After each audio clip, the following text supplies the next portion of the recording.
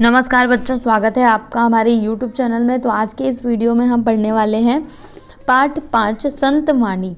तो यहाँ पर 2 पद दिए गए हैं। पहला पद है संत मीराबाई का और दूसरा पद है गोस्वामी तुलसीदास का। चलिए अभी परिचय देख लेते हैं मीराबाई का। तो क्या है यहाँ पर कि मीराबाई का जन्म कब हुआ था? 1498 चौकड़ी ग्राम राजस्थान में हुआ था और इनकी मृत्यु हुई थी 1546 द्वारिका गुजरात में। इनका परिचय देख लीजिए। तो मीराबाई बचपन से ही भगवान कृष्ण के प्रति अनुरक्त थी। आप साधुओं के साथ कीर्तन भजन करती थी। इनकी प्रमुख कृतियां राम गोविंद, राग सोरठा के पद, गीत गोविंद, मीरा पदावली आदि। अब किसके बारे में हम देखेंगे? तुलसीदास जी के बारे में। तो इनका जन्म हुआ था 1511 एटा उत्तर प्रदेश में। इनकी मृत्यु हुई थी 1623 वाराणसी उत्तर प्रदेश में। इनका परिचय देख लेते हैं। तो तुलसीदास जी का मूल नाम क्या था? राम बोला था। आप द्वारा रचित रामचरितमानस महाकाव्य विश्व में महत्वपूर्ण स्थान रखता है। प्रमुख कृतियां रामचरितमानस, विनय पत्रिका, दोहावली, कवितावली आदि। पद्य संबंधी देख लेते हैं। तो संत मीराबाई, प्रस्तुत पद में संत मीराबाई की कृष्ण भक्ति का वर्णन किया गया है। अपने प्रभु को मिलने की जो आस मीरा के हृदय में है, उसी का सुंदर वर्णन पदों में किया गया है। और गोस्वामी तुलसीदास का देख लेते हैं। तो प्रस्तुत पद कवितावली से लिए गए हैं। यहाँ सीता जी की थकान, श्री राम की व्याकुलता, शरीर सौष्ठव का बड़ा ही सुंदर वर्णन किया गया है।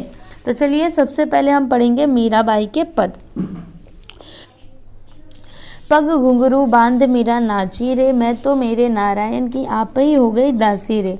लोग कहे मीरा भई बावरी, नात कहे कुलनासी रे। विष का प्याला राणे जी भेजा, पिवत मीरा हासी रे। मीरा के प्रभु गिरिधर नागर, सहज मिले अविनाशी रे।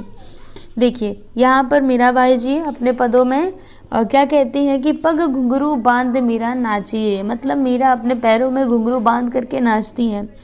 क्या कहती है कि मैं तो मेरे नारायण की, मतलब मैं तो अपने प्रभु की आप ही हो गई, अपने आप ही क्या हो गई हूँ? उनकी दासी हो गई हूँ। लोग कहे मेरा भई बावरी, न्यात कहे कुलनासी रे, मतलब जो लोग हैं वो क्या कहते हैं कि मीरा कैसी हो गई है? पागल हो गई है, तो बावरी हो गई है। और न्यात क्या कहते हैं? कुलनासी, मतलब जो सगे संबंधी है वो क्या कहते हैं? ये तो कैसी है? कुलनासी है, मतलब कुल का नाश करने वाली है। विष का प्याला राणा जी भेजा, पिवत मीरा हासी रे। और जो राणा जी थे, जब उन्होंने विष का प्याला भेजा तो मीरा उसको हंसते हंसते पी गई। मीरा के प्रभु गिरिधर नागर, सहज मिले अविनाशी रे। और जो मीरा के प्रभु है, मीरा के प्रभु कौन है? श्री कृष्ण भगवान। गिरधर नागर, पर्वत उठाने वाले, वो सहज ही मिलेंगे। फिर आगे देखिए क्या दिया यहाँ पर। दरस बिन दुखन लागे नैन, जब से तुम बिछुड़े प्रभु मोरे, कबहु न पायो चैन। शब्द सुनत मेरी छतिया कांपे, मीठे लागे बैन। बिरह कथा कासु कहूँ सजनी, बह गई करवत ऐन। कल न परत पल पल मग जोवत, भई क्षमासी रैन। मीरा के प्रभु कब्रे मिलोगे, दुख मेटन सुख दैन। देखिए यहाँ पे मीराबाई जी क्या कहती हैं कि दरस बिन दुखन लागे नैन, हे प्रभु आपके दर्शन के बिना ये जो मेरे नैन हैं ये अब क्या हुए हैं? अब दुखने लगे हैं। दुखड़ का मतलब क्या? दुखने लगना। और नैन मतलब क्या? नेत्र। ठीक है। फिर आगे क्या कहती हैं कि जब से तुम बिछुड़े प्रभु मोरे, कबहू न पायो चैन। और हे प्रभु जब से आप मुझसे बिछड़ गए हैं तब से लेकर के आज तक मुझे कभी भी चैन नहीं मिला है। शब्द सुनत मेरी छतिया कांपे, मीठे लागे बैन। और मीराबाई जी क्या कहती हैं कि जो पपीहे और कोयल के जो मीठे शब्द हैं वो मुझे कैसे लगते हैं? जब मैं उन्हें सुनती हूँ तो मेरे जो हृदय है ना वो कांप उठता है। और मीठे लागे बैन, मतलब जब कोई व्यंग बोलता है, जब कोई गलत बात बोलता है तो मुझे वो कैसे लगते हैं? मीठे लगते हैं। बिरह कथा कासु कहूँ सजनी, बह गई करवत एन। फिर यहाँ पे मीराबाई जी क्या कहती है कि ये जो मेरी विरह की कथा है, मतलब आपके विरह में जो मुझे ये कष्ट पहुँच रहा है, मैं ये किससे कहूँ? बह गई करवत एन, मतलब ये जो मेरी रात है वो कैसे गुजरती है? करवट ले ले करके गुजरती है। ठीक है। कल न परत पल पल मग जोवत भई क्षमासी रैन। और अब मुझे चैन, कल मतलब क्या होता है चैन, समझ में आया आपको। कल न परत मतलब मुझे चैन अभी नहीं पड़ रहा है। पल पल मग जोवत मतलब पल पल मैं आपकी बाट जोती हूँ, कि मतलब मैं आपको पल पल आपका जो रास्ता है ना वो देखती हूँ। और मुझे ये जो रात है ना ये कैसी लग रही है, 6 महीनों की रात लग रही है। ऐसा लगता है कि ये रात तो अभी बीत ही नहीं रही। फिर मीरा के प्रभु कबरे मिलोगे दुख मेटन सुख देन। और मीराबाई जी आगे क्या कहती हैं कि मीरा के प्रभु, हे प्रभु आप कब मिलोगे मुझे, मेरा जो दुख है उसे मिटाने और मुझे सुख देने के लिए। समझ में आया आपको। तो ये थी ये जो पद थे ये किसके थे, संत मीराबाई के थे। अब हम पढ़ेंगे तुलसीदास जी के पद। तो देखिए यहाँ पर क्या दिया है, पुरते निकसी रघुवीर बधु धरी धीर दये मग में डग द्वय झलकी भरी भाल कनी जल की पुट सूखी गए मधुराधर वै। फिर बुझती हैं चलनो अब केतिक पर्ण कुटी करी हो कित हवे तिय की लकी आतुरता पिय की अखियां अति चारू चली जल च्वे। तो आप इसको समझिएगा, ठीक है। तो यहाँ पर तुलसीदास जी क्या लिख रहे हैं कि पुरते निकसी रघुबीर बधु। अब रघुबीर बधु का मतलब क्या, सीता जी। रघुवीर की बधु कौन है, सीता जी हैं। और पुरते मतलब क्या, पुर मतलब क्या होता है, जैसे अयोध्या नगरी, ठीक है। तो अयोध्या नगर से निकल करके, निकसी मतलब निकलना, समझ में आया आपको। तो अयोध्या नगरी से निकल करके रघुवीर बधु मतलब सीता जी अयोध्या नगरी से निकल करके धरी धीर दये मग में डग द्वय मतलब धैर्य के साथ जो रास्ता था उस पे 2 कदम चली ही थी कि तभी क्या हुआ, झलकी भरी भाल कनी जल की पुट सूख गए मधुराधर वे। मतलब जो उनका माथा था, भाल मतलब क्या होता है माथा, ठीक है।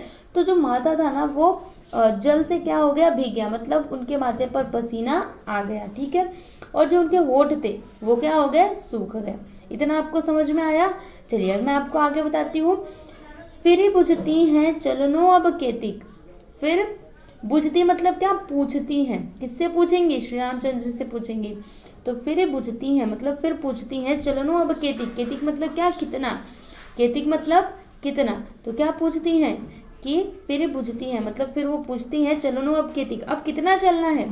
पर्ण कुटी करी हो कित हवे। और पर्ण कुटी मतलब पत्तों की कुटी हम कहाँ पर बनाएंगे, ऐसा सीता जी पूछ रही हैं श्री रामचंद्र जी से।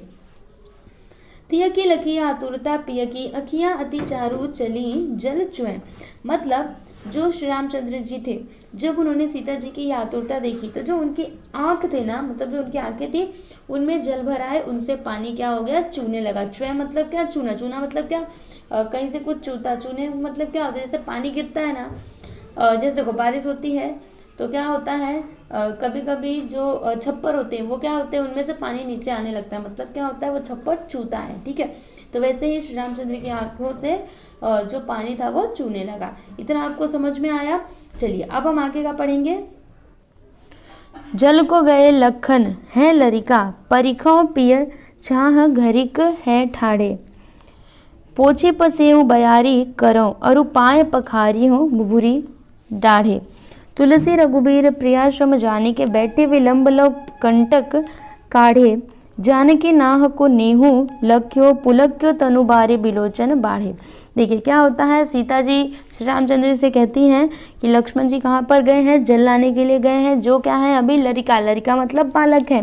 परिखो पिय छाह घरी के ठाड़े मतलब चलिए हम क्या करते हैं, छाया में कहीं पे बैठ करके क्या करते हैं, उनका इंतज़ार करते हैं, मतलब उनकी बाट देखते हैं, ठीक है। पोछे पसेऊ बयारी करो और उपाय पखारे हो भुगरी ढाड़े मतलब मैं क्या करती हूँ, आपका जो पसीना है मैं आपका पसीना पोंछ देती हूँ, आपको बयार करती हूँ मतलब आपको हवा डुलाती हूँ, ठीक है। और मैं आपके पाँव जो अभी जल रहे होंगे उनको पखार देती हूँ, मतलब उनको धो देती हूँ, जिससे आपको थोड़ी ठंडक मिलेगी। तुलसी रघुवीर प्रियाश्रम जाने के बैठे विलंब लो कंटक काढ़े। और तुलसीदास जी यहाँ पे आगे क्या लिखते हैं कि जो रघुवीर जी थे मतलब श्री रामचंद्र जी, वो अपनी जो उनकी पत्नी थी, कौन थी, सीता जी, उनको थका हुआ जान के उन्होंने क्या किया, और देर तक उनके जो पैरों में कांटे थे उनको निकालते रहे। जानकी नाह को नेहू लख्यो पुलक्यो तनु बारे बिलोचन बाड़े। और जानकी जी ने जब श्री रामचंद्र जी के इस प्रेम को देखा तो वो क्या हो गई, एकदम पुलकित हो गए, उनका रोम रोम क्या हो गया, पुलकित हो गया। और जो उनके नैन थे, जो उनके आंखें थी, उनमें ना आंसुओं की बाढ़ आ गई। ठीक है बच्चों, तो ये था गोस्वामी तुलसीदास जी का पद और यहाँ पर हमने मीराबाई का पद पढ़ा। तो मुझे पूरा विश्वास है कि आप लोग को समझ में आया होगा। अब हम यहाँ पर क्या देखेंगे, शब्द वाटिका। तो बावरी मतलब क्या, पागल। अविनाशी मतलब कभी भी नष्ट न होने वाला। पग पैर, भाल माता। सबद शब्द। चारू मतलब सुंदर। निकसी निकली। लरिका लड़का बालक। डग मतलब कदम। परिखो मतलब इंतजार करना, राह देखना। छमासी मतलब 6 महीने। पसेऊ मतलब क्या, पसीना। ठीक है बच्चों, तो मिलेंगे हम अगले वीडियो में, तब तक के लिए नमस्कार।